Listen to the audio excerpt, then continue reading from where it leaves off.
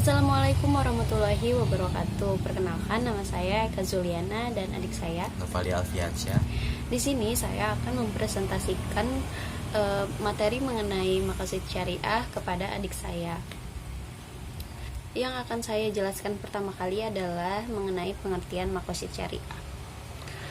Tahu nggak sih maqasid syariah itu apa? Maqasid syariah itu secara bahasa memiliki arti sebagai keinginan yang kuat, berpegang teguh dan sengaja. Makna ini juga dapat diartikan dengan menyengaja atau bermaksud kepada maksud ilahi, maksud Allah.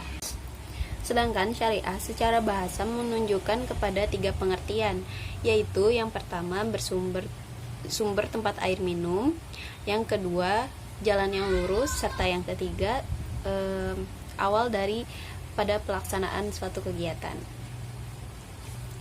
Dari makna maqasid syariah ini maka dapat diambil kesimpulan bahwa maqasid syariah merupakan tujuan-tujuan atau rahasia-rahasia yang diletakkan Allah yang terkandung dalam setiap hukum untuk keperluan pemenuhan manfaat umat. Yang kedua yaitu dimensi maqasid syariah, yaitu yang pertama ada dimensi ilahi, yang kedua ada dimensi insani. Dimensi ilahi itu merupakan pemahaman tentang ibadah, khususnya yang berkaitan dengan ibadah pokok yang terdapat dalam Al-Quran dan hadis. Secara umum asasnya adalah perintah yang wajib dilaksanakan manusia dan tidak boleh dilarang. Contohnya itu ketika Allah memerintahkan kita untuk berpuasa. Manusia itu, kita sebagai manusia, sebagai umatnya tidak memiliki hak untuk menolak perintah itu, apapun keadaan dan konsekuensi yang terjadi dalam berpuasa tersebut harus diterima sebagai sebuah perintah dan kita harus mentaatinya. Sama halnya ketika Allah melarang dengan keras untuk minum minuman keras yang memabukkan. Meskipun minuman keras ini telah menjadi hobi sebagian manusia zaman sekarang, namun karena ilat dari perintah Allah tersebut adalah ibadah, maka manusia wajib untuk mematuhinya. Yang kedua yaitu ada dimensi insani. Allah sengaja memberi ruang kepada manusia untuk menggunakan berbagai macam potensinya, khususnya potensi akal dan pikiran dalam memahami, mengkaji, memberikan rincian ayat-ayat yang terdapat di dalam Al-Quran sesuai dengan kebutuhan kemaslahatan manusia. Maka terdapat 3 bentuk dimensi insani yang terdapat dalam maqasid syariah. Yang pertama, manusia sebagai pengembang atau eksekutor syariat. Yang kedua, manusia dengan akalnya menilai dan mengevaluasi syariat, dan yang ketiga manusia sebagai penerima manfaat dari syariat.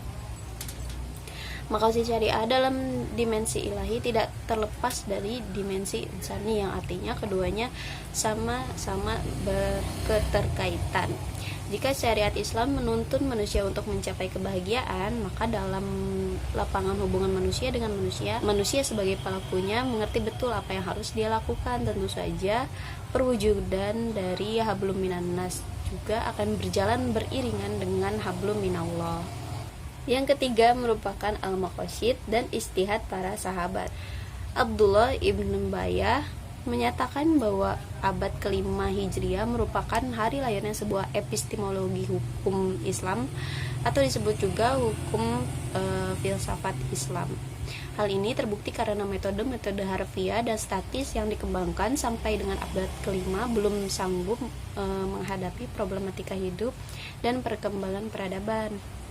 Pada akhir abad ke-5 ada Imam Al-Juwaini. Beliau merupakan pencetus teori al-hajah al-ammah atau kebutuhan publik. 2 karyanya yang masyhur dalam kajian ini adalah Al-Burhan fi Usul al-Fiqih dan Qiyas al-Umam. Ia menggagas al-maqasid sebagai kebutuhan publik. Selanjutnya pada awal abad ke-6 ada Abu Hamid al-Ghazali. Beliau merupakan pencetus teori tartib al-daruriyah atau hierarki kebutuhan. Karyanya dalam bidang ini adalah Mustasfa. Ia mengemukakan al-maqasid sebagai keniscayaan yang berjenjang. Lalu pada kuartal kedua di abad ke-7 muncul Al-Izz al-Ibnu al-Abdus Salam. pencetus teori al-hikmah min al-wari al-hakem, atau hikmah dibalik hukum syariat. Dedikasinya dalam bidang ini adalah ide bahwa legalitas suatu aturan bergantung pada tujuan hikmah yang ada. Selanjutnya, pada akhir abad ke-7 ada Syihab al-Din al-Qarafi. Beliau merupakan pencetus teori klasifikasi perbuatan Nabi SAW. Ia mempelopori kajian klasifikasi perbuatan Nabi berdasarkan posisi Nabi. Kemudian pada pertengahan abad ke-8 ada Ibnu Qayyim al-Jauziyah, pencetus teori hakikat syariah. Beliau mengungkapkan bahwa hakikat syariah sebagai bangunan yang diletakkan atas dasar kemaslahatan di dunia dan di akhirat. Lalu yang terakhir ada teori-teori tentang maqasid syariah. Adapun teori-teori mengenai maqasid syariah itu, yang pertama sebagaimana yang saya jelaskan tadi, yang pertama adalah teori al-hajah al-ammah atau kebutuhan publik. Yang kedua ada teori tartib ad-dauriyah atau hierarki kehidupan. Yang ketiga ada teori klasifikasi perbuatan Nabi Muhammad SAW berdasarkan posisi Nabi. Lalu yang terakhir ada teori hakikat syariah sebagai bangunan yang diletakkan atas dasar kemaslahatan di dunia dan akhirat.